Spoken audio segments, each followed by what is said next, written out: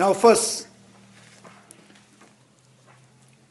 stanza, it called with a determination to accomplish the highest welfare for all sentient beings who surpass even a wish-granting jewel. I will learn to hold them supremely dear. Therefore, this is the conventional bodhicitta, with the determination to accomplish this, the highest welfare for all sentient beings. Highest welfare for all sentient beings, which highest welfare is enlightenment, freedom of all the suffering, freedom of mental affliction. That's the one of the highest happiness, one of the highest peace is the enlightenment. Therefore, you determine it, you strongly, mentally, from deep of your heart, determination. Determination, it means you have to strong, decided, definitely, I will going to help all sentient beings. I will going to lead them to achieve enlightenment. Highest welfare, it's enlightenment. Who suffers even wish-granting jewels. Wish-granting jewels, in ancient time, this wish-granting jewels means if you find that wish-granting jewel, you can pray whatever you wish, it can come. When you pray, say, I need $1 million. It comes $1 million. That's called wish granting. Whatever you wish, it can brings you through that jewels. They have some special ancient time. It's called like that. I'm not sure it's real exists or not, right? But that's kind of wish granting jewel is like that. But who serves even wish granting jewel, which means it's much, much, much more important than wish-granting jewels. Wish-granting jewels is just only benefit for this life. Only gives you $1 million. How much you give money, how much your power, only this life. Never ever helps for your next life. Therefore, enlightenment, to achieve enlightenment, it's next life, and a whole your life, and it can benefit. Wish-granting jewels benefit is only this life. Somebody, if they gives you $1 billion, how much, how big, only helps for this life. When we die, we can't take any $1, right? Any $1, we can't take it. How much help only this life? But the enlightenment, help for enlightenment, to get enlightenment, it's not only this life. It can use for whole your future lives. That's why it's called who surpass. It's called surpass. Surpass even a wish-granting jewel. I will learn to hold them supremely dear. Therefore, I will learn to hold them, whole sentient beings, supremely dear. Therefore, in order to, when you determine it, your decision is, I will, my decision is to accomplish the highest welfare for all sentient beings. My main purpose is to benefit for all sentient beings, which means I will help to all sentient beings to achieve enlightenment, freedom of all the sufferings. That's my purpose, right? Looking to all beings be free from suffering, be free from mental affliction. All beings to achieve the ultimate goal, the ultimate happiness, which is freedom of all the mental affliction. To go there, this is my purpose. This is my sort of like a dream. It only wants to help all sentient beings, not only temporarily, seeking ultimate happiness, to lead them to achieve ultimate happiness. That's why, because of that, I will learn to hold them supremely dear. That bodhicitta mind, where they come from, they base that kind of wish, that kind of strong desire, wish to achieve enlightenment to sake of all sentient beings, I want to lead them to enlightenment. That kind of strong determination, where they come from, it's based on compassion. That's why in order to generate bodhicitta, we have to generate compassion. I will learn to hold them supremely dear. Compassion, which means the dear, feel very close, sense of closeness. Therefore, in order to generate bodhicitta, it's not just, meditate bodhicitta. You have to go step by step. Now the bodhicitta, in order to generate bodhicitta, and Buddhists, we have two different lineage. Like that dharma, that practice, it comes from Buddha himself. It's taught by Buddha, but when he taught, then slowly they have two different lineage. It comes two different lineage that are generating bodhicitta through two different lineage. One lineage comes from Maitreya Buddha. The Maitreya is the one Buddha called Maitreya Buddha. And then another lineage comes from Manjushri, the Buddha of wisdom. Maitreya Buddha, which means the Buddha of love, and called Mitta, right? Mitta, so love. Buddha of love. Manjushri, which means Buddha of wisdom. Therefore, it spread two different lineage, Maitreya and Manjushri. From Maitreya to Asanga, one of his disciples. His name is Asanga. I think it's in 4th century comes. From Manjushri to Nagarjuna, one of the Indian great master before the century. It's called Nagarjuna. That lineage from Manjushri to Nagarjuna, Indian master. Through that, it's all go down two different lineage. Asanga, Vasubandhu, there are so many Indian master. And same Nagarjuna, Chandrakirti, Shantideva, and so many. Go those two different lineage. The lineage called, sometimes my English is not enough to translate.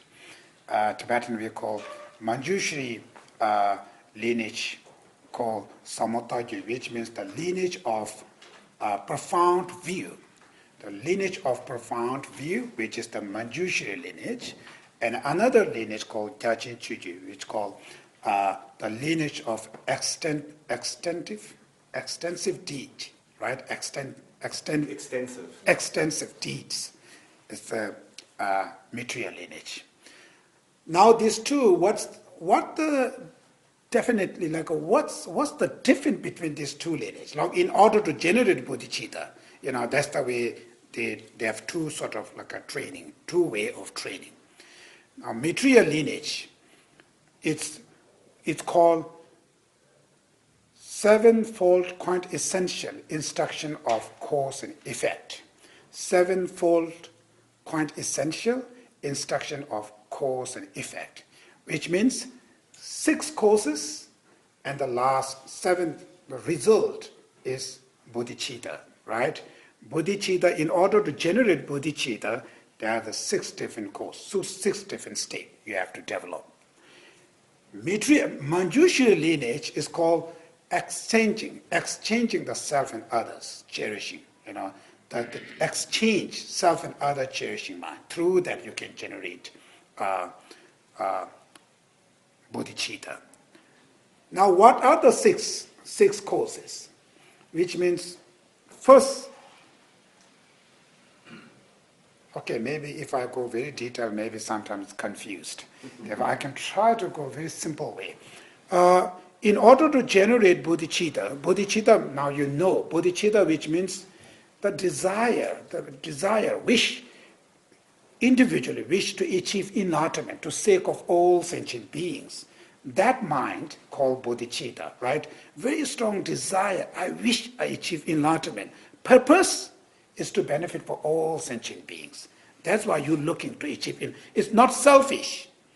I'm too much suffering, I don't like, I want to achieve enlightenment. This is not bodhicitta. This is selfish way of your own thing. Here, why I want to achieve enlightenment? I want to help. I want to benefit for others. My purpose is to benefit for all sentient beings. Only in able to help, like a proper way, is if you achieve enlightenment. Then you can able to help to other sentient beings. Therefore, they're seeking to achieve enlightenment sake of all sentient beings. That mind is called bodhicitta, right? Mind of enlightenment in English when they translate. Mind of enlightenment, mind who's seeking to achieve enlightenment to sake of all sentient beings. But in order to generate that bodhicitta, first you need special compassion. It's called unusual attitude of compassion. Unusual attitude of compassion, which means the compassion is not just wish to free from other sentient beings. It's looking, myself, I will going to help them to others. Like a mother. Mother, when their daughter and son, when they got trouble, mother not only, oh, I wish he can free from that suffering. Mother taking full responsibility. I will going to help them. Or can I take to him as hospital or there or there? You're looking, taking full responsibility. That's kind of compassion called unusual attitude of compassion, which not only wish to free, it's called wish to help. Much, much different, much deeper compassion. Therefore, you have a wish to help to all sentient beings. And then you look in bodhicitta. But in order to generate that wish, you need first compassion. Compassion, which means wish to free from other suffering, wishing them to be free from their suffering. Therefore, unusual attitude of compassion, it comes from general compassion, wishing them to be free from suffering. But in order to generate compassion, it's not easier. Today, we can easily generate compassion for your children, your family, but your enemy side, very difficult to generate compassion. Why it is difficult? Because they are mentally, they are very far, right? They are very far. Your own family, you are very close there. That's why much easier. For your enemy, difficult because they are very far, mentally. It's not physically, mentally very far. Therefore, in order to generate compassion to other sentient beings, first you have to make sense of closeness, like very close feeling, mind of endearment. And a mind of endearment, you have to make very sense of closeness, mentally. You have to make all sentient beings feel like dear, close sense of closeness. It's called mind of endearment. Another word is called affection love. Affection love, which means the love who feels like very closeness, very sense of closeness. In order to generate that sense of closeness, how can I make sense of close to all sentient beings? It's mean remember their kindness, repay their kindness. That's why you have to remember others' kindness. When you really see their kindness, when you appreciate all other sentient beings, their kindness, that will help you to develop affection love, mind of sense of closeness, right? For instance, in maybe when you go to the restaurant, somebody you don't know, but somebody they say, oh, have some tea. Then when they gives you tea, just when they say have some tea, when you take this tea, mentally you become something close to that person. When that person getting small problem, you feel, oh, I'm sorry. Feel like that feeling. Even you don't know, but because of you remember, he's very kind, he gives me tea. That's why you mentally, you become very close. That's why when he's suffering, you just feel, oh, I'm sorry. You feel a sense of compassion for them. Therefore, in order to generate that compassion, mentally, sense of closeness, affection love. In order to generate affection love, one of the best things is kindness.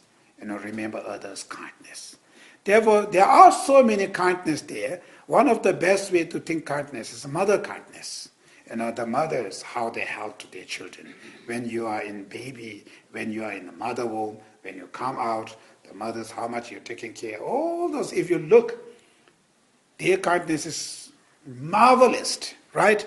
Mother kindness is much easier and very great kindness. Therefore, when you think about that, it makes you much closer to your mother sides. That's why 6 causes, which means first cause is all sentient being as your mother. Seeking all sentient being as my mother. My mother doesn't mean today they are my mother. In the Buddhist, we believe reincarnation, rebirth. Therefore, my previous, or she also been in my mom, or she also been in my mom, because my life, is beginningless. There's no beginning, like eon and eon, eon. We born and die and born and die and born. Each time you're born, you have a parents, you have a mother, you have a mother. That's why they're using that logic. They are all beings. They will be my mom countless times. Therefore, it's called all sentient being is my mother. First step. Second step, remember their kindness. Therefore, mother's kindness. The second causes. Remember their kindness. Then third, repay their kindness. Therefore, when you really feel like their kindness, then I have to repay. I have to give back something. Repay their kindness. Then fourth, affection, love, which is called mind of endearment. Because remember all this kindness and you really want to repay their kindness, that helps you to become closeness toward others. Mind of endearment, sense of closeness toward others. Affection, love, it's called affection, love. Then after that, compassion. All those mother sentient beings are suffering. I wish all those beings will be free from suffering, called compassion. Fifth, right? Then last, unusual attitude of compassion. Unusual attitude, which means not only I wish all to free from their suffering, I will going to help them, taking full responsibility. May myself will help them to release their suffering. You're taking much deeper. It's called unusual attitude of compassion. I will going to help all sentient beings to free from their suffering. Then when you have that wish, they will say, how can I help to all beings? I am suffering still. How can you help to all sentient beings? It's impossible. That's why, in order to help, I have to achieve enlightenment first. Then I can able to help. Therefore, when you got unusual attitude, then you're looking, in order to help, I need very good equipment, enlightenment. Therefore, seeking to achieve enlightenment to sake of all sentient beings, called bodhicitta. That's why the unusual attitude of compassion, then you meditate on bodhicitta. This is the material lineage of how to develop compassion, bodhicitta, toward all sentient beings. Now, Manjushri lineage, it's not going on that way. It's first seeking equanimity, which means self and others. We all, today, we are not equal. Our mind is very dishonest. Like you can see, all sentient beings here in this planet, we put it into three baskets. The one basket is called basket of closeness, very close basket. There's another basket here, basket of very far. And the next basket, basket of neuter. Not far, not close, neuter. Three baskets. All sentient beings we put into these three baskets. All our families, your friends, you put into the basket, it's called basket of very closeness, right? All your enemies in your work, in your neighbor, your family, whoever, something, your enemies, we all put into the basket called basket of very far basket. Then neuter, don't care. We have no good relation. We don't have good or bad relation. We don't have any relationship. All those neutral people, we put it into the neutral basket. These three baskets, who make it? How it comes? Who create these three baskets? We put into three container, but these three container, where they come from? Who created? It's very easy. Our anger, attachment, ignorance, called three poison mind. Attachment make close basket. Anger make far basket. Ignorance make neutral basket. That's the way we're doing our whole life. The drama we were doing, because of my friend, fight it. Because of enemy, do this way. Because of neutral, all those tricky things, we're doing, even if we don't know. Every mistake, every bias, dishonest behavior, it's created by these three poison mind. We put it into these three. That's why we are not equal to all sentient beings. Unequal. When you are unequal, your compassion is also unequal. You're not equal compassion. That's why the problem all comes. They were here exchanging self and other cherish by Manjushri lineage. They're saying, reality, we all are equal, same. But unfortunately, these three poisons creating problems. Therefore, first, you have to generate mind of equanimity, make equal, self and others equal. How can you make equal? Now, how you prove it means because human beings, all the sentient beings, our nature is completely same nature, which is wish to be peace, happiness, don't want suffering. This is our nature. Every being, even small insects, when somebody do something, it's running here, there, which means they don't like suffering. They have fear of suffering. That's why they try to get rid of this, try to hide it. Therefore, human being, every being, our nature is wish to be peace, happiness, completely same nature. There's nothing any different. Completely same nature. Our right. Because of that nature, we have an equal right. Look at democracy, equal right to make your own peace and happiness. I have a right to make my own peace. I have a right to remove my suffering. All other sentient beings have same right to make their own peace and happiness and overcome their suffering. Then third, our ultimate goal, aim, is completely same, which is called ultimate peace, ultimate happiness. Now for the religious point of view, from religious point of view, they're using holy words. Some religions call enlightenment, which is Buddhist. Some religion they call heaven. Some religions they call pure land. Some they call nirvana. What is the heaven? What is this pure land? Or what is that enlightenment? Very simple. Ultimate peace, ultimate happiness. Ultimate peace, ultimate happiness, which means when that happiness, when you got it, it can stay permanently. It can stay whole. And how long you use that happiness, you are becoming more and more happier. It's never ever change to the suffering. When this happiness comes, it's completely happy. Never ever brings other problem together, which is mundane happiness. Today, our samsara happiness, called worldly happiness, are the not real happiness. From Buddhist point of view, it's called suffering of changing, which is today when we say happiness, which means I got money, happy, or I got family, happy, or I promote my power or position, happiness. Those kind of happiness is not the real happiness.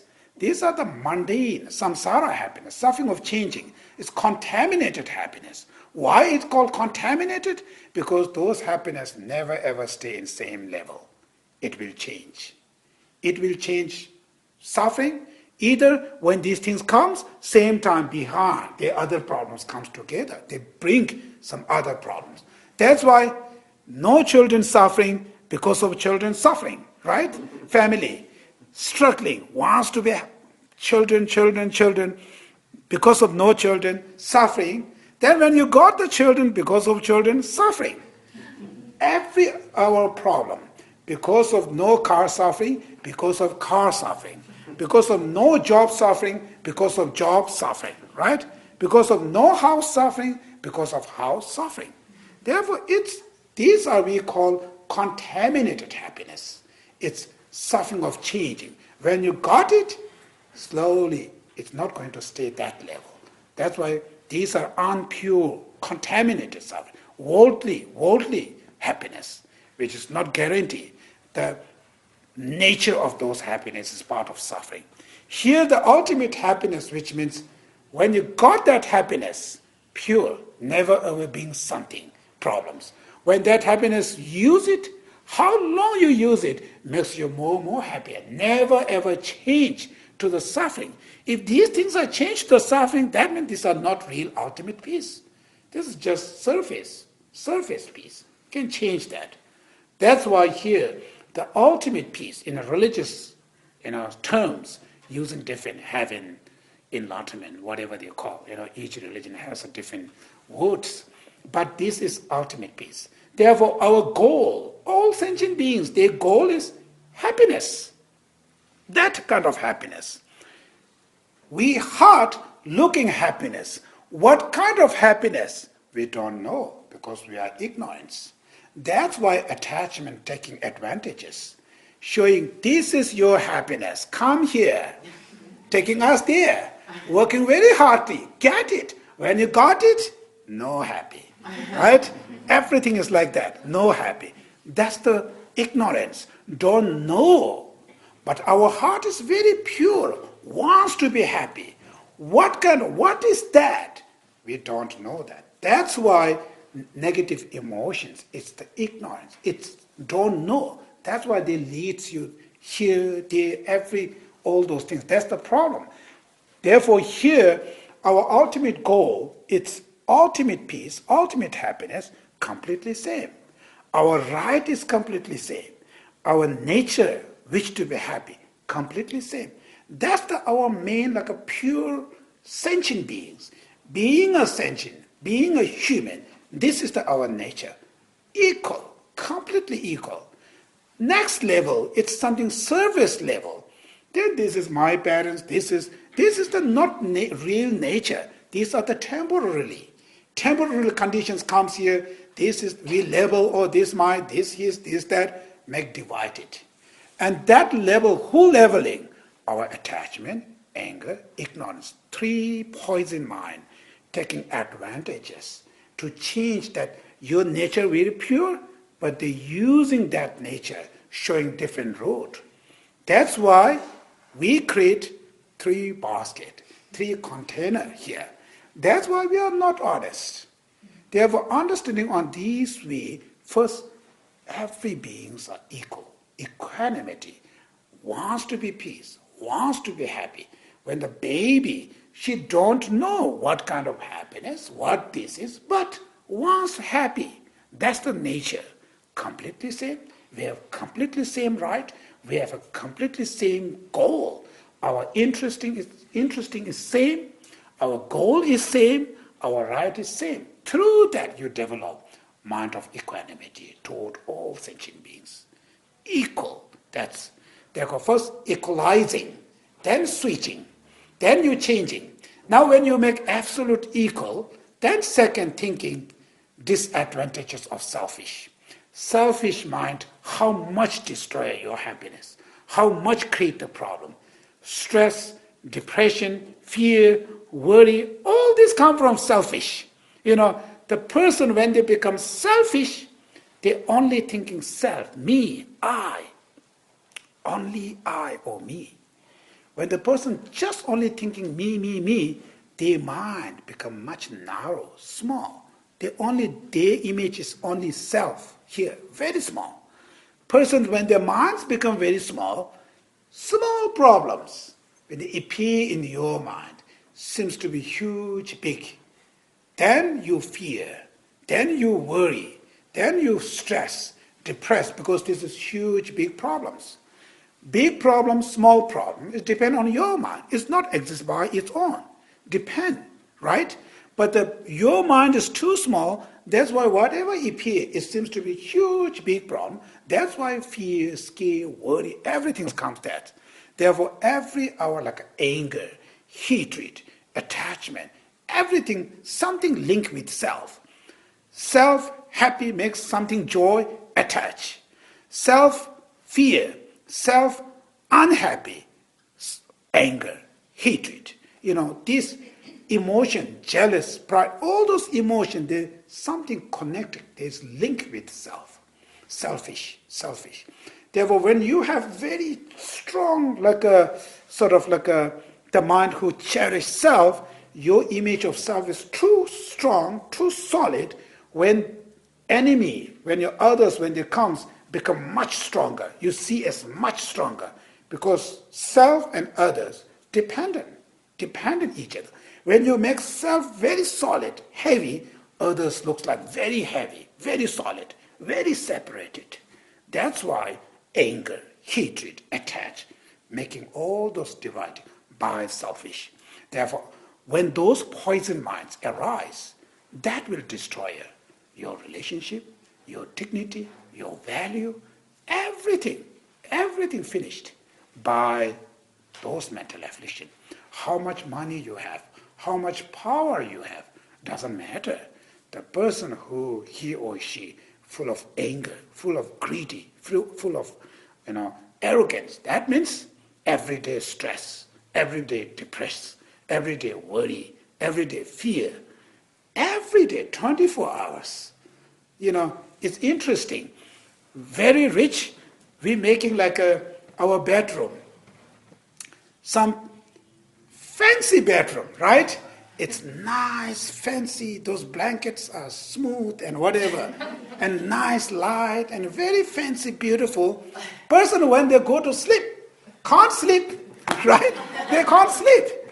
It's actually the purpose of making these things is to relax, sleep nicely. That's the purpose. But when the material, how much make fancy? Person when they go to sleep, not sleep, have to take pills to sleep, right? These are people who lives very, very simple, nothing that bad, nothing these kind of things, sleep very soft, very heavy sleep, very comfortable sleep. Use the logic, why are we making these things? It's about sleep, rest. But I'm not rest, I'm not sleeping, I have to take pills. What's the wrong? Material, much, much better. Now what's the wrong? Wrong here. Wrong within our mind. Too much stress, too much depress, too much worry, too much fear. Where they come from? They come from greedy, arrogance, attachment, anger, all those mental affliction. It's completely polluted. How can they keep rest? Those negative emotions dancing in there, right? There's not externally disturbing, but they are internal disturber, which are those mental afflictions, thinking too much here, there. That's why, all those trouble, one of the causes of those trouble is selfish mind. Every day thinking self, me, power, money, then I'm happy. When you got it, not happy, right? That way. We know this way. Therefore, those problems come from selfish. Understanding disadvantages of selfish, through that you're learning how to change, how to remove those selfish. Then next step, advantages of cherish to other sentient beings. When you cherish to others, how much advantages? When you have love, when you really cherish to other beings, you have natural, sort of like a calm, very pleasure. Everybody wants to talk. Everybody wants to be your friends. When you go to the office, when you go to the work, everybody wants to be friend. Using your own experience. In your office, somebody very selfish person, somebody very good warm heart, you automatically wants to friend for this guy, right? You don't want to associate with that selfish person. You don't like that. Similarly, if you become like that, same, other beings can see that way. That's why advantages of cherish to others. You cherish is unconditional love, genuine, unconditional, by your heart, friendship. And that friendship is become real friend. Friend by money, friend by power, is not really your friend. This is your money friend. This is your power friend. When you when you lose your money, those friends are gone, finish, nothing there. Friends by heart, genuine love, compassion to others. Those friends every time there. When you struck, those friends are there. That's the advantages of cherish to others. Then fourth, switching, changeable. How can we change? That's called switching the self and other, right? Switching, it's changing, switching, exchanging of self and other cherish. How to exchange it. Then through the Tonglen meditation, giving and taking. Give out of love, take out of compassion. Through that Tonglen meditation called Tonglen Tibetan word, which called give and take. Giving meditation is out of love, take out of compassion. Take others' suffering out of compassion. Give your good things to others out of love. Through that you can exchange self and other cherishing mind.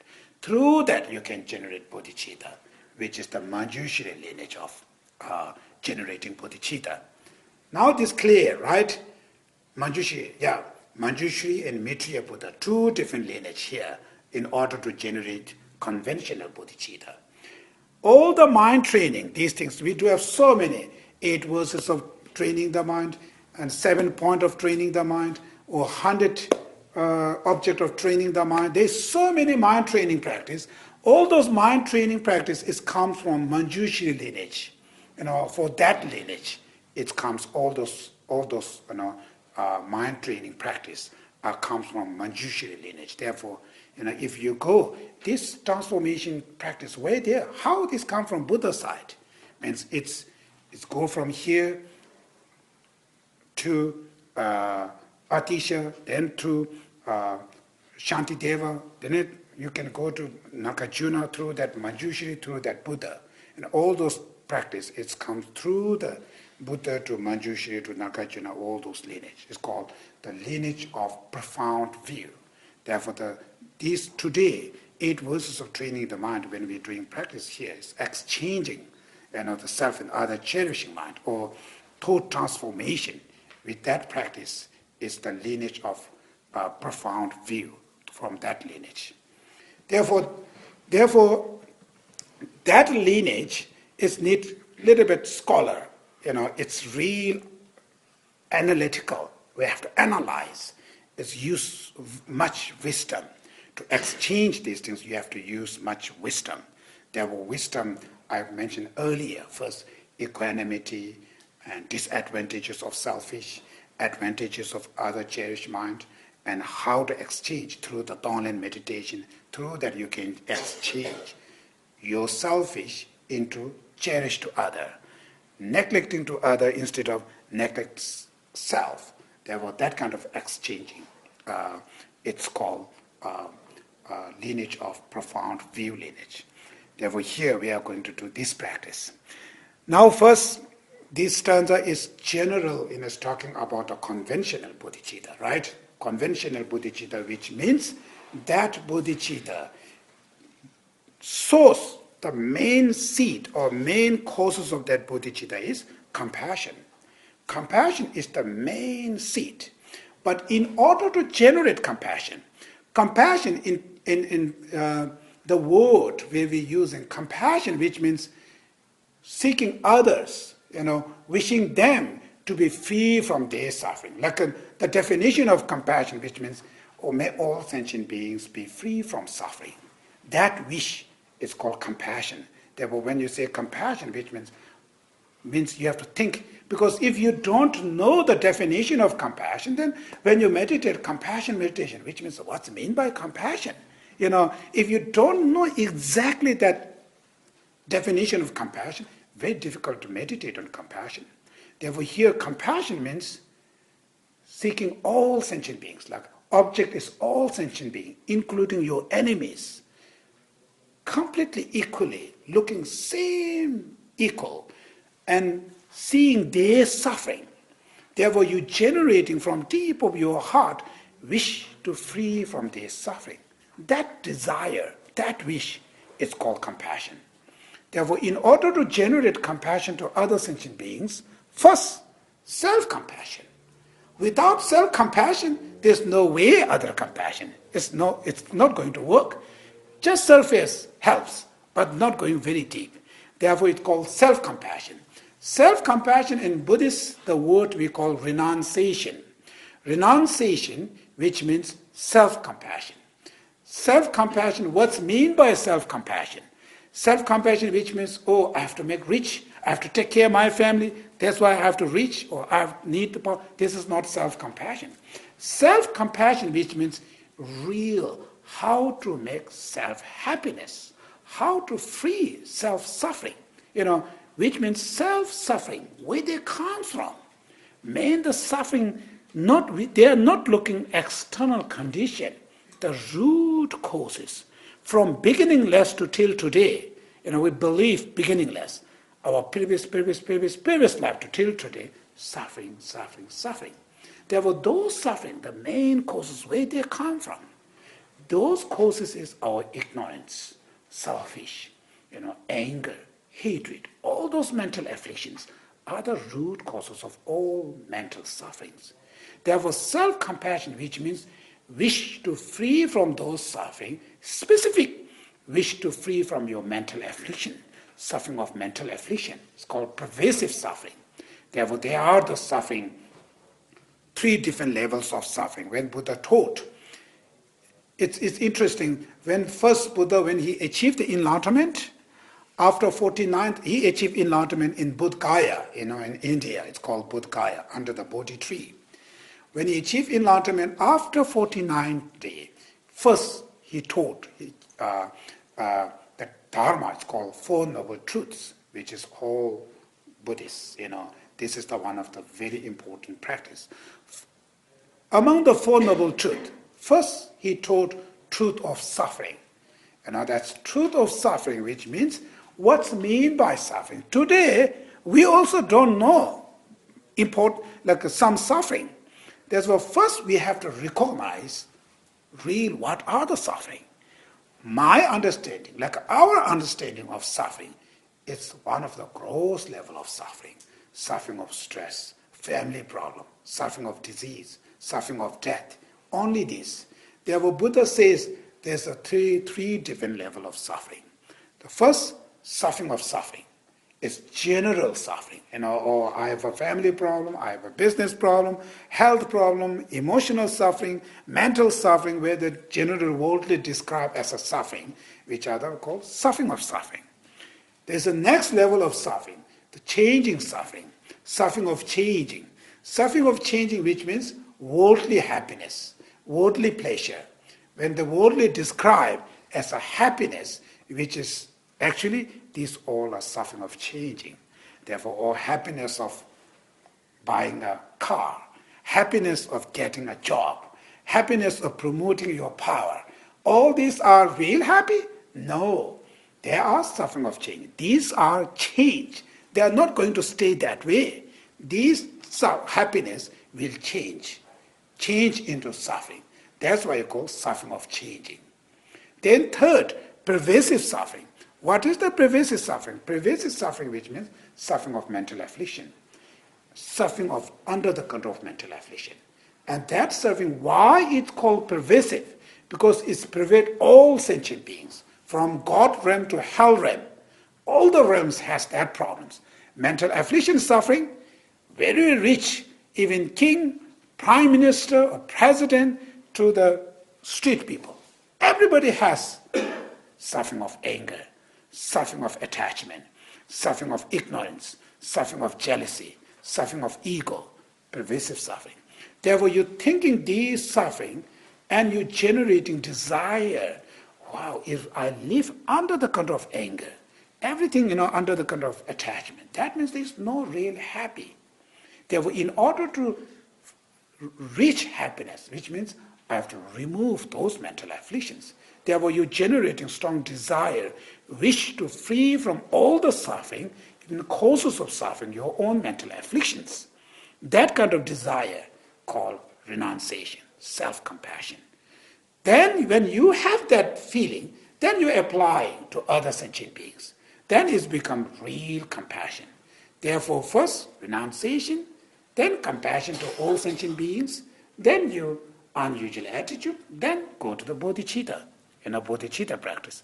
That's the state. Therefore, here I will learn to hold them supremely dear. That's very important. That kind of compassion. In order to generate bodhicitta, compassion is the seed, very, very seed. Then second stanza. This is the just general bodhicitta, right? Main topic. Now, next, whenever I associate with others, I will learn to think of myself as the lowest among all, and respectfully hold others as a being supreme from the deep of my heart. That means, now when you feel that I really want to develop bodhicitta, I really have to generate my compassion. When you really feel, now when you put it into the practice, first obstacle, ego. That's the first obstacle. Ego, why first obstacle? Ego, which like a sort of like a we call negative pride, or it's called like arrogance. I am supreme. I know everything. You don't need to tell me. I am much important. You guys are not that much important. Seeking others lower, you are higher. That's the ego. First obstacle. That's why Buddhists, even small sadhana, the practice prayer book, we call 7-limb practice, 7-limb prayer. Most of the 7-limb prayer, first our practice is prostration. That's because first obstacle, ego. Ego comes every time first, problem. Therefore, in order to remove that ego, we're doing prostration, humble attitude. Why? Why ego is first?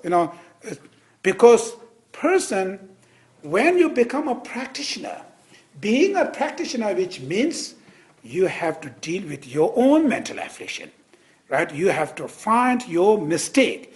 You have to change your mind negative to positive. That's the main practice. In order to change, in order to remove your mental affliction, first you have to know this is the mistake. In order to know this kind of mistake, you have to look yourself. Ego, not looking yourself. Say, I know everything, just looking out. That's why we call negative pride, ego. Don't want to look. I am pure. I don't need to change. You guys have to change. Then you are not looking yourself. If you don't look yourself, how can you find your problem? You never ever find your own mistake. If you don't find your mistake, how can you change it? There's no way to change. In order to change, first you have to know there is a trouble, right? In order to remove your disease, first you have to know there is a disease. There is something problem there. If you don't see the problem, how can you change it? No way. Therefore, first big obstacle is the ego. Ego, it's shutting down all the doors. It's just only looking out, never looking themselves. Therefore, there's no way to find their own mistake. If you don't find your mistake, there's no way to change. Whatever they're doing, never ever become real practice. Real practitioner, which means transforming your thought from negative to positive. In order to change that, we have to know that. Therefore, first, ego. Therefore, when ego is the first, that's why in order to, when you feel like real, I have to generate compassion, I have to generate bodhicitta. When you feel that, first obstacle, ego, right? Then when you see real, I have an ego, I am arrogance, I think I know everything, I have something feeling. How can I change that? How can I remove my ego? Then the stanza, whenever I associate with other, I will learn to think of myself as the lowest among all. That's ego. What they're doing, never say I'm the lowest, I'm the supreme, right? Completely opposite. I know everything. I am important. You are the lowest. Therefore, here, completely change. Whenever I associate with other people, I will learn to think of myself as the lowest among all, and respectfully hold others as a being supreme from the deep of my heart. It's not by word. It's not just something word. It comes from your own heart, from deep of your heart, seeking respectfully hold others as the supreme. From deep of your heart, you can be very much to stay very lower. Therefore, when you stay very lower, very humble attitude, you're opening all the doors. You're opening all the doors. When you open all the doors, means you're listening others. When the ego comes, you're not listening. Even right, wrong, doesn't matter. You're not listening. When you're not listening, how can you find the problem? No way. Therefore, when you become very humble attitude, respect to all other, you're opening your heart. Then you're listening. When you listen, then you heard, oh, this problem. Oh, my behave problem. Oh, my doing these words a problem. Or where my action is problem. or way of my showing face a problem, or way of my using words, maybe there's something problem, way of my thinking is problem. You find so many mistakes. And that's when you see those mistakes, then you will think, oh, I have to change. Then you can go to the change.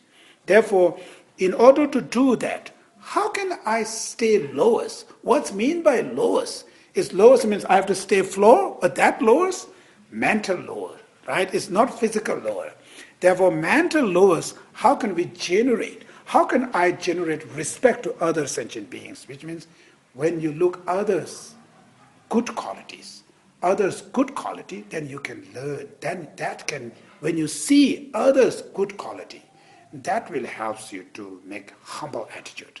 Like even small butterfly. When the butterfly flying on your flowers like that, right now we think, I'm a human being, much more important. I know so much. This butterfly, what they know? They don't know. I'm the much more important. We think that. Therefore, in that way, how can I make humble attitude? Or this simple butterfly don't know that much, but never ever harms to other sentient beings. He just take what he have to eat, that's all. Never making trouble to other sentient beings. I'm very educated person. Compared with the butterfly, much more understanding. But I'm making lots of trouble. I'm fighting to other people, I'm treating badly, I'm telling lie, or I'm stealing, or I'm abusing to other, or I'm doing all those horrible things to others, harming to others. On that level, I am shame. Compared with butterfly, don't know that much, never ever harms to other sentient beings. Just taking this essence, that's all. We the human being, damaging environment, need too much. And that's why we fight, we treat, we kill, everything we're doing. On that moment, I have to be shy, I have to be shamed compared with this butterfly. When you look, your disadvantage, your negative things, their positive quality, when you look on that way, it really helps you to make humble respect to these beings. That's why whenever you associate with others, we are opposite, right? Whenever we associate with others, we're looking at others' negative things. Oh, this guy talking nonsense, this guy wearing this, this guy doing this. We just looking every negative, saying, I'm a good person, I didn't make trouble, I did this. We just see that way. Therefore, here to change that mind. Living in this kind of life, there's nothing benefit. There's no benefit. Instead of benefit, anger, ego, more problems. Through understanding that through your own experience, today I change, okay, I can try. Whenever I associate with other people, I will try to look their good qualities instead of bad quality. That way you look, what you see, two different. What you see depend on what kind of mind you have. Doesn't mean I'm looking that, doesn't mean I'm seeing that. Even if you look very positive thing, you can see negative if your heart is negative, right? Therefore, what you see depend on what kind of mind you have. Therefore, if you are full of pride, ego, you only see others wrong. You only say you are the supreme good. That's why here, whenever I associate with others, I will learn first. I will learn to think myself as the lowest, which means I will learn, oh, this person who really cooks very good, I appreciate, in a restaurant or something. Oh, this person who cooks these things. Oh, this person who know how to fix my car. On that level, I don't know. His education is much better. Each individual has something good qualities there. Therefore, look on these good qualities, apply to yourself. I don't have that. That's why you make very humble. That's why it can create your humble attitude. When you're able to generate real respect attitude to other sentient beings, this is the first step to exchanging, transforming your mind. Therefore, in order to transform your mind from negative to positive, first we have to open mind, recognize your own problems. Then, second thing is change, how I can change. Therefore, here first stanza is bodhicitta. That's the main we have to change. We have to change to bodhicitta, gives you idea. Second, in order to change, in order to generate bodhicitta, first obstacle is ego. Therefore, in order to stop that ego, then that stanza, you can recite that second stanza again and again when you go to the public areas, or whenever I associate with others, I will learn to think of myself as the lowest among all and respectfully hold others as a being supreme from depth of my heart. Recite again and real think from mentally. Think again, and that will gives you some kind of the idea to humble and open your heart and listen and find your own mistake. To find other mistake, you can't change it. Instead of change, angry. And this, that. Find your mistake, you can change it. That's why, when you look, if there's no benefit, then why? We have to look on that way. There's nothing benefit. Instead of benefit, if they're making trouble, don't need to look on that way. Therefore, individually, when you find your own mistake, that's the very good. Now I can change that way. There's lots of benefit. Therefore, in order to find that kind of things, this is very important. Humble attitude every day. Humble attitude it's sort of very lower person, very sort of like a down, right?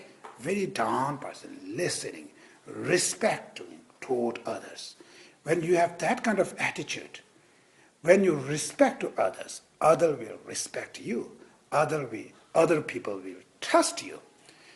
When you disrespect, you think, I have money, I have power, therefore I don't need to respect. These people have to respect because I am paying them.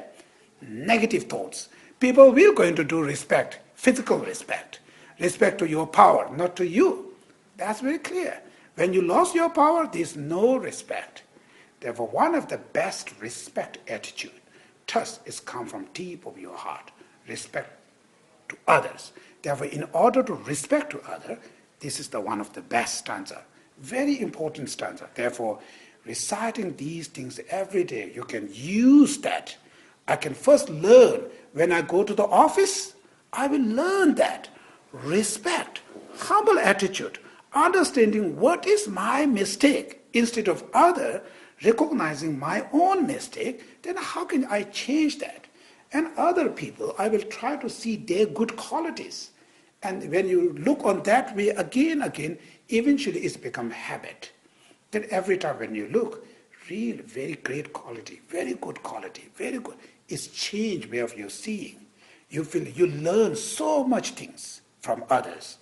It doesn't matter to learn, which means you need a teacher or something.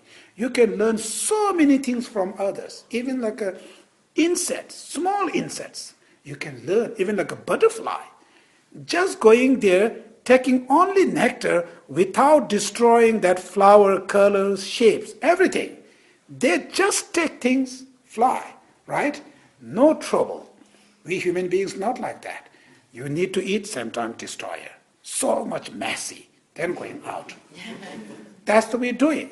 Therefore, even we learn on those butterfly, still living, shining, everything there, just they're taking what they needed, clean. Just, we call hair. When your hair stuck in the butter, when you take the hair, it's coming very clean hair. It never ever comes with the butter, right? Butter stay there. Just only hair, separate. We are not mixed together, everything mixed, then confused. Half you have to kick it out, half there, living. Confused so much. Therefore, we learn these things, even small butterfly from animals' life. Oh, they're taking without damage that, we also do that. Go to the office, what's the purpose? Work. It's not for argue, it's not for fight, it's not for this thing. Problem there, you have to solve the problem. Solve the problem, do your work, that's all. Now we are over. This guy, oh, his wife something's doing. Her husband's doing something. She is doing this.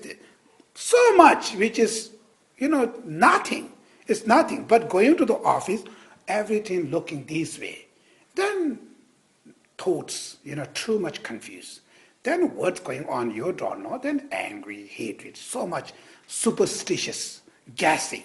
this, that, making huge, big, which is nothing there. We own making these things, mixing all these things by ego. Ego, that's the point. I am good person. They are not good because their family this. Because their husband is like that. Their wife is something. Putting so much things to try to make bad. And why they're making this? I have ego. There's no any reason. Ego, which means I have to be good person. When you have to make good, you have to make other bad. That you feel like I'm good. Good is not exist by its own. Good is depend on bad. Therefore, when you make bad, you feel like I'm good, right? Like a tall and short. Tall, short is not exist by its own. This finger today you say, oh, this is tall finger, this is short finger. Actually, this tall because this is short. It's not by its own because when this finger comes, it's going to short, right? It's not by that. You're dependently. Therefore, if you make your good, you have to make other bad. You don't know why we're doing because I have ego. That's the reason. Out of ego, when you look others, you have to make bad. It just comes that way. It's going on that way. And that's every day looking that, every day talking about that. This is meditation. Like we are meditating on others' bad. That's why result, because of that meditation, make us angry, hatred, stopping, destroying your relation toward others. All this trouble, it comes on that way. Therefore, first, ego, very important to try to reduce. Therefore, here today, only we're going 2 stanza.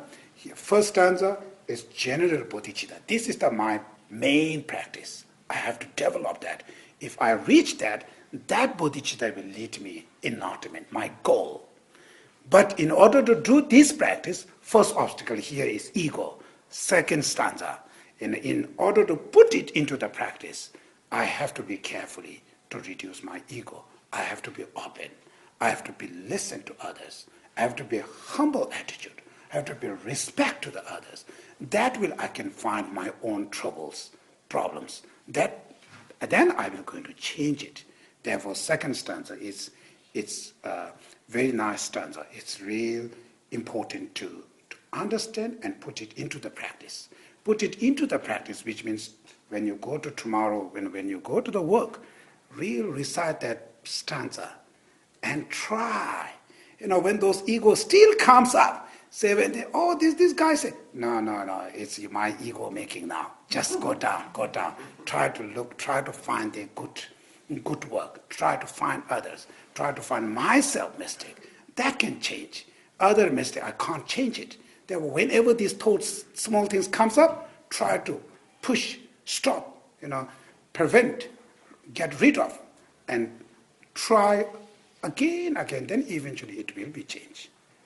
Okay, that's the today first and second stanza, and tomorrow maybe going to do maybe 2 stanza, and then we have 4 days, right? Yeah. Therefore, next maybe tomorrow 3 stanza, day after tomorrow maybe 2 stanza, then last 1 stanza is the main, and then last stanza is about the ultimate bodhicitta.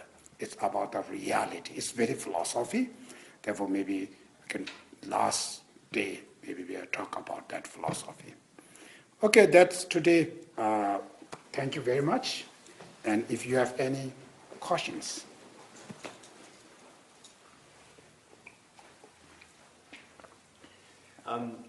What do you do, or how do you address somebody who's like maybe starting out with meditation? And it seems like in the beginning, like all this meditation is causing more suffering. You're sitting there, it's very sore in the legs, very sore in the bum, and it seems like you're looking at yourself and you're a very bad person, so many negative states of mind, and so initially it's seeming like all this compassion, all this technique is causing more problems, and then it's easy just to go back to, eating and drinking, and this is seeming like it's easier to do that, I know in the long term it's working, but in the beginning it seems like it's causing more problems. Yeah, this is because of, before you meditate, your intention. Therefore, you have to set up the intention, I'm meditating The reason is to change myself, to change negative thoughts, emotions, to change all those troubled things. Therefore, when you have that kind of motivation, out of that, now external, these small things are, if they're uncomfortable, you can sit more comfortable, like chair or these things, you can change it. But the mentally, feel like, oh, I have angry, I'm a bad person, I'm this. When these things comes, some people feel guilty, and I don't want to look that way. That means your intention is wrong. Therefore, if you set up the intention when you meditate, I'm meditating here to change my mental affliction, to remove those. That's why each time when I find my anger, I have to be happy. I fought it. I have to change it, like a disease. There's the people have disease, they don't know what kind of disease, that they know there's something wrong. Try to go this doctor, try to go this doctor, still don't know. When they find the disease, they are very enjoy. I found it. Now we can treat it, right? That's intention. Therefore, same time when you found those anger and hatred, you feel like joy. Real, now I have found my trouble is there. I have every trouble in my office. Now I don't know, it's confused. Now I realize I have a pride. I have anger. These two making me problem. When you found it, instead of you feel guilty, you feel joy. Because now you're looking, I can change that. Therefore, these things are, before you meditate, I'm treating myself. I have to change. Therefore, I'm looking, find the problems, I will going to change. That's why I'm meditating. Therefore, when you set up that motivation, through that when you meditate, there's things comes up, you feel much more happy. That's the way, it's motivation. What if when you enjoy the change so much that you keep on wanting to change, like an addiction? How do you stop that? Because you can actually see what you want to change, and you make the change, but it continues. Yeah. Time things go around all the time. They just go around and around. You can actually see it and not finishing. Yeah, you change on different way. When you change your heart from negative to positive, it's not going to be round. Some people changing, which is very much external, causes the same causes, just changing the color, changing the shape, sort of like that. How much you change it, it comes same, because out of attachment, it's one of the things. Out of attachment, we're changing. We're changing the color of your car, color of our house, or maybe shape of our house. Then next time we have to change again. We're changing because of attachment. It's like a threat. And the mala, the mala here, but the threat is attachment. Therefore, if you don't change that threat, how much mala change it can go, come again, right? It's go, come again. Therefore, we have to change that threat. If you cut it, the threat, then they're not going like that. Therefore, here the changing, it's not external change. It's a change internal. Therefore, if you change like ego grasping, or ego like arrogance toward respect attitude, toward humble attitude, you change real. Then that respect attitude, we don't need to change that. When you already change that, all your physical, everything is going to be changed. Then it can stay that way. What I find is I overanalyze detail. Uh-huh. I find the problem, and then I go into that. Yeah. This. Each and everyone, it's like a first grade, second grade. Yeah. That's automatic. Yeah, these kind of things. Yeah, for instance, like compassion. Compassion has a gross, subtle, right? Like compassion oneself, then compassion to family, then compassion to the neutral beings, then compassion to the enemies, then compassion to all sentient beings. Then not only compassion, wish to help, unusual attitude of compassion. It can go subtle, but when this kind of changing, its seat is same, but it's going much detail, then finally, when that attitude comes, that's only the goal. Then there's no way to change. That's the last level of wish to help. That's all. Now the changing is, how can we help? Now you have to jump next step, take different types of helping. But that is the seed. Therefore, you have to, it's not one side. from one to go detail. But when you go more detail, all those practices become much solid, much deeper. That next practice have helped by previous practice. Previous practice can help to next practice. Everything has a link. And that is not like just finish or something comes again back. There's no going to be back because you have a wish to help to all sentient beings. If you finally looking very big level, it's not coming like only me. It's not coming out next stage. It's not coming back that. You are looking very big. In that level, it's not going back, but it's going much deeper. It's only one. It's not like mala, right? It's going much deeper. That can change. But finally, when they reach that level, then there's no way to change. That's the finalist. Okay, then do you have any questions? Send it, number of disciples to the...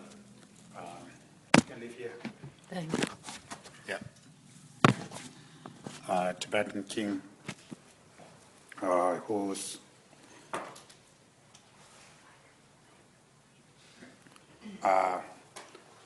Chanchu the Hishivi, who invite Atisha into Tibet, and then he gave all those teachings to one of his disciples called Domdönba, Domdön Gewi June.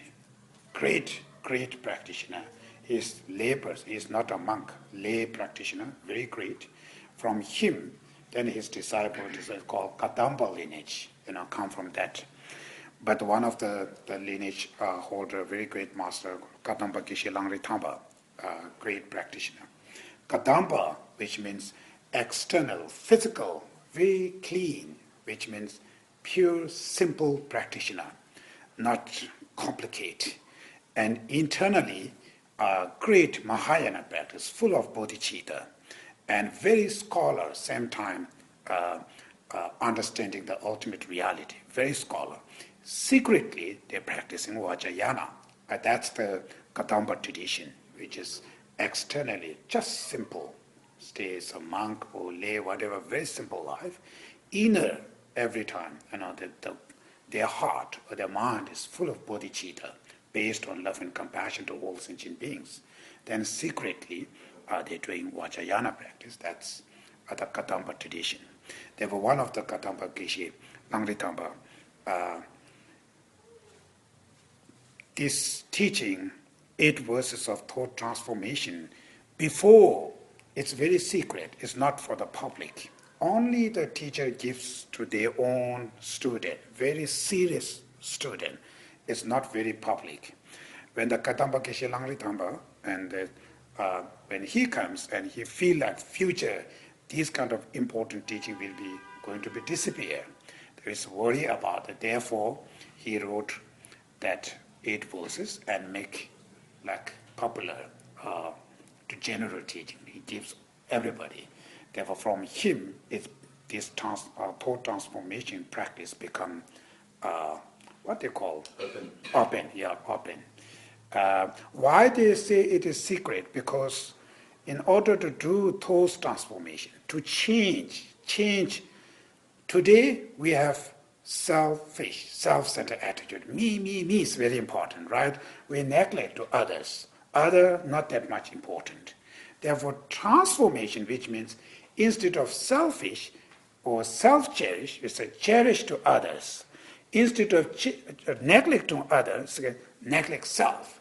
That kind of change is very, very difficult.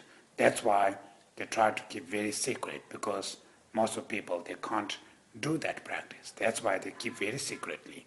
Now it's become very open after Geshe Langri Thampa comes. Through that, it's become very popular in Tibetan during that time. Therefore, here, the essence of teaching, 8 verses of training the body.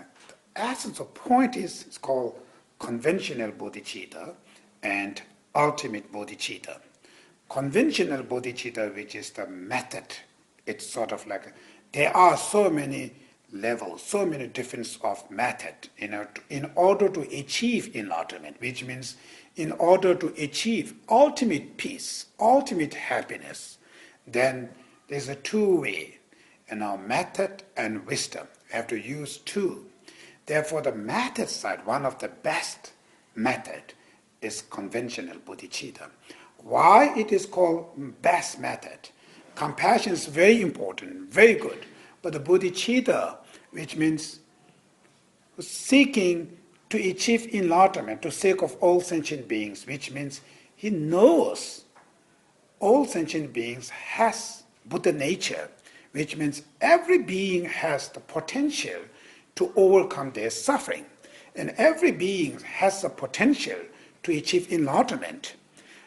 He sees, these people sees that, therefore they never ever give up. How much problem, they never gives up because they know those beings to their problem, but eventually they will going to achieve enlightenment. Therefore they never give up. That kind of bodhicitta, it's not only sort of blind, it comes with the wisdom, who understanding the problem where they comes from, how to solve the problem, where the problems, from which way you can solve the problems. Therefore, that bodhicitta comes with the wisdom, very intelligent wisdom. That's why who's seeking to achieve enlightenment. Why you wants to achieve enlightenment? Because to benefit for others. But to benefit for others, why you have to achieve enlightenment? Because the trouble, in this world, like individual problem, world major problem, the seed, the root seed, the trouble, where they come from? Troubles come from our ignorance. Ignorance has two. Ignorance ones who don't know what is the right. There is another ignorance, completely opposite, who grasp, who believe completely opposites. And that ignorance is like we call wrong view or misconception, misconsciousness, or complete belief completely opposite. That's that kind of ignorance. There were these two ignorance, but the ignorance which is wrong view, misconceptual ignorance, one of the worst ignorance. All the trouble comes from that. Therefore, when our mind don't know what is the truth, what is the right, most of like us, the way we believe, it's completely opposite, mistaken belief. Because of that wrong perception, it stays deep of our heart. Therefore, because of those wrong perception, wrong belief, they create anger, hatred, jealousy, pride, attachment, all those negative thoughts, emotions. When the person dominated by those negative thoughts, emotions, they think they're planning everything negatively because thought comes from mind. Therefore, where your mind is negative, misunderstanding, you're thinking misunderstanding, what we call wrong thinking, right? Then your planning become a wrong, mistake planning. Mistake planning, because of that, we act mistake action. Another word called karma, mistake action.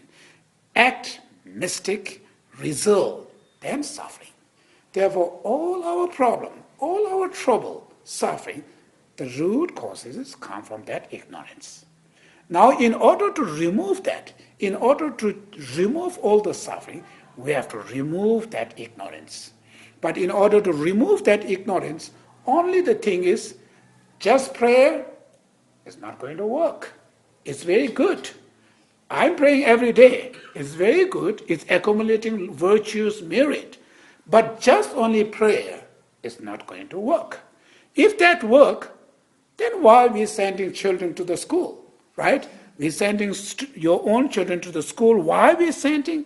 Because those children has too many ignorance, so many things don't understand. In order to remove that ignorance, you have to send to school, educate, try to understand what is the right. Education, right? Education is mental education because ignorance is mental part of things. In order to change that, only you have to know what is the right. What is this? What is that? Each time when you know each thing, same time you're removing your ignorance. Therefore, just prayer, if they solve every problem, then very easy. We don't need to meditate just every day, just pray it. Very easy way. It's not. You can look yourself. When you're very much angry, just prayer, as real your anger is gone. Sometimes not. Sometimes maybe we praying, oh, this guy going to be hell realm. We pray about to go hell realms. Very negative prayer. Sometimes people can do that way. That's why it's not about only the prayer. Prayer is very good, very important, but only just prayer is not going to work. The problem is ignorance. Therefore, in order to remove that ignorance, we have to know what is the truth, what is the reality. There is a conventional truth, conventional reality. There are very deep down, ultimate truth, ultimate reality. Therefore, today, we both confuse. We don't know ultimate reality and also conventional reality. So much we don't know. That's why, because of that ignorance, then anger, attachment, all those mental affliction, misconception, all those mental afflictions are part of ignorance. Why? How you know this is part of ignorance? Very simple. We angry. Why are you angry? Because we are suffering. Somebody did that, somebody talked to, I'm suffering. That's why we angry. To try to change that suffering. Angry. But anger, did they really move your problem? No. They make more problems. But our foolish thoughts don't know that way. We angry, try to shout it. Is they real solve our problem? Never solve. That's why ignorance. Don't know. You angry because you don't want to live like that kind of problems. But when you're angry, when you shout it, you're making more problems. But still we don't know that. These are the part of ignorance who don't know what is your heart wanted. Therefore, all the mental afflictions are the part of ignorance. Now, in order to remove ignorance, we really have to know what is the reality, what's the truth. Therefore, in order to know truth or reality, somebody have to teach, because students have to send to class. They need teacher, right? If there's no teacher, then why you have to send to school and class? Because somebody have to. We don't know that. That's why we have to rely on somebody else. Therefore, in order to help to other sentient beings, benefit to other sentient beings, which means those beings who are seeking to achieve enlightenment, which is called bodhisattvas, to achieve enlightenment, when you achieve enlightenment, you have a special power called omniscient mind. The mind or the perception perceive each and all phenomena. And when you reach that level, then much easier to teach each individual, because each individual has different brain capacity. Therefore, you have to teach different. You can't teach just only one. Everybody have to accept it. It's not going to work. Like a teaching dharma is like a food. Some people like Chinese food. Some people like French food. Some people like Indian food, right? You can't say everybody have to accept Indian food. Everybody have to accept Chinese food. It's not going to work. Each individual has different body, different choice, different sort of like a brain capacity. Therefore, when you achieve enlightenment, then you can read, okay, for those portions, those beings, I can give this kind of teaching. For that kind of people, I can give that kind of teaching. For this kind of people, I can give this kind of teaching. Very suitable. Then in order to teach, which means you educating them, you giving you knowledge. Therefore, when you educate the person, individual, when they understand, that wisdom can remove their own ignorance. Therefore, when you're able to remove each, one by one, remove your ignorance, you are getting closer to the enlightenment. In another word, you are getting closer to the ultimate happiness, because we suffering because of those too many ignorance there. Each ignorance, when you clean it, you're cleaning more your suffering, physical suffering, mental suffering, because you're cleaning your own ignorance. That's why bodhicitta, which is one of the best way to help to other sentient beings who are seeking, when you achieve enlightenment, then you can able to teach, then you can able to help to other sentient beings to remove their suffering, educate them, and try to give the message to understanding where the problems come from. Therefore, that bodhicitta never ever gives up, who knows that's the way you can fix, you can help to other sentient beings. Very compassion, very unconditional love with the very marvelous wisdom, who know how to fix the problems. Without wisdom, compassion sometimes frustrate, right? I wish everybody have to be happy. Now they are not happy. I'm frustrated. That's not because of compassion. That means because of lack of wisdom. Don't know that. That's why frustration. There were sometimes people complaining to the compassion. Oh, compassion is not good. Makes you frustrated. Makes you sad. Makes you something like a very depressed. Because these words, you can see how much people are struggling. And when you think about that, makes you sad, makes you very uncomfortable feeling. That's why you don't need to think about compassion. People blame. It's not compassion. Because of lack of wisdom, don't know how to fix. Compassion is very pure. You care about others. Very good. You care. You want to help. This is very important mind. But unfortunately, lack of wisdom, they don't know how to do that. That's why frustrated. Therefore, when you feel that way, have to not blame to the compassion, blame to your own wisdom. Not enough wisdom, right? Therefore, bodhicitta, which means real, it's assistance with a very, very intelligent wisdom, who really knows how to fix. That's why it never ever gives up. And that kind of bodhicitta, is one of the best altruism intention, one of the best method to achieve enlightenment. Without this method, there's no way to achieve enlightenment. That's why conventional bodhicitta. Then ultimate bodhicitta, which is the wisdom. Therefore, in order to develop that conventional bodhicitta, you need that wisdom who understanding the ultimate reality. That's why ultimate bodhicitta, which means the consciousness, the perceiver, the mind, who perceive ultimate reality. Every phenomenon, what they call the reality of ultimate. They're deep, how the things exist. Their real understanding, like a deep down, real what is the truth. Therefore, when you know the truths, then that knower, that perception can remove all those misconceptions. That's why the ultimate bodhicitta is one of the best assistants of conventional bodhicitta. Also, this is one of the best wisdom to purify your own ignorance. Conventional bodhicitta is something you supporter, encouraging you. Real who's working, ultimate bodhicitta is like a wisdom sword. It's cut all the poison trees. That the wisdom who cutting all those ignorance. Therefore, when the wisdom who remove the ignorance, then you can remove your anger. You can remove all those mental afflictions, because those mental afflictions are based on ignorance. That's why these two bodhicitta, it's sort of like one of the main causes of to achieve enlightenment. Therefore, these two are the essence of to achieve enlightenment.